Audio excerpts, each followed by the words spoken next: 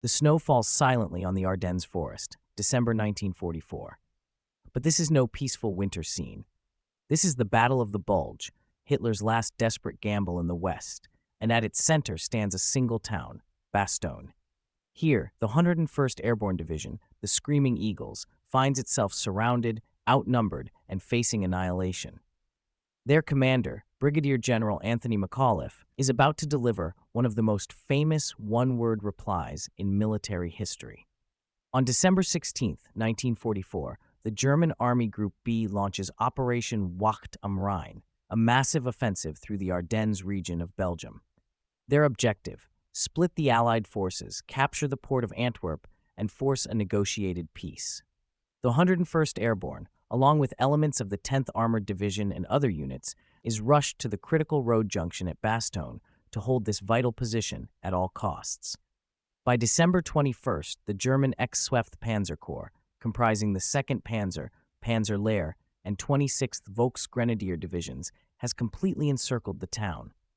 Approximately 18,000 American troops are trapped, facing over 45,000 German soldiers and hundreds of armored vehicles. The weather grounds Allied air support, and supplies are dwindling. The situation is dire.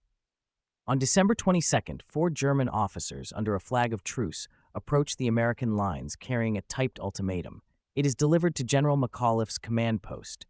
The message from the German commander, General der Panzertruppe Heinrich Freiherr von Luttwitz, offers an honorable surrender to avoid total annihilation.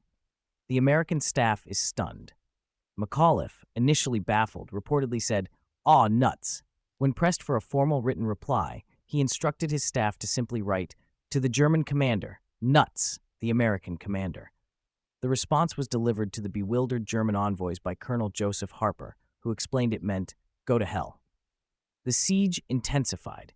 German assaults, supported by 88mm flak guns and Panther tanks with their high-velocity 75mm KW-42 guns, hammer the perimeter.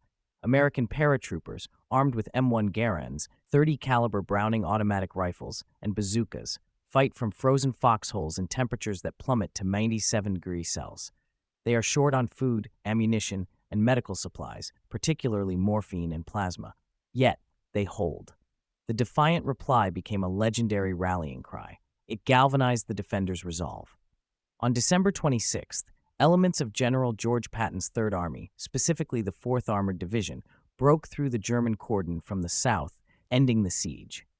The 101st had held Bastogne for 7 critical days, disrupting the entire German timetable. The defense of Bastogne proved to be the hinge of the Battle of the Bulge.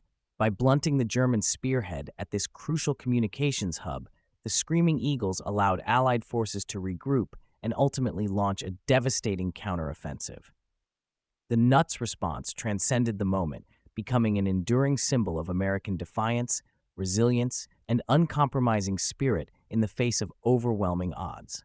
The stand at Bastogne remains a cornerstone of the 101st Airborne's legacy and a defining chapter in the history of the Second World War.